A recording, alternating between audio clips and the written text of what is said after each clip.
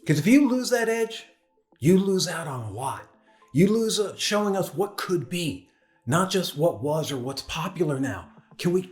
What we're going to be like living in a content social media algorithm feeding us just what we want so we don't actually grow? Couldn't we do this technology a little bit better?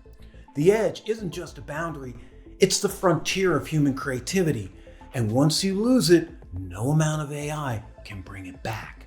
For the few who choose to be creative, because it's not a calling of many, it's hard and rarely gets compensated.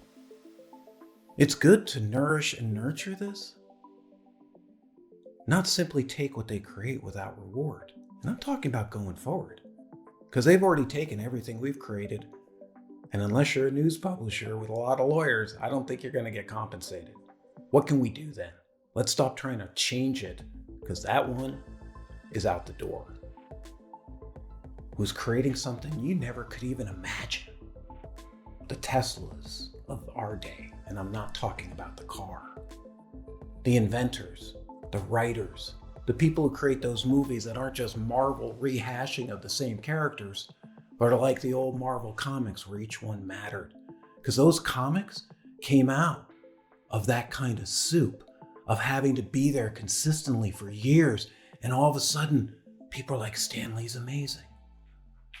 We lose that if it all goes into some AI database. And over time, just becomes an image we can sort of create. Like I created Napoleon Cerrone and Oscar Wilde's photograph badly with Midjourney because it was average. The edge isn't the boundary. The human edge is the source of creativity. Otherwise, we're just spinning the same tunes over and over again. It gets sort of dull.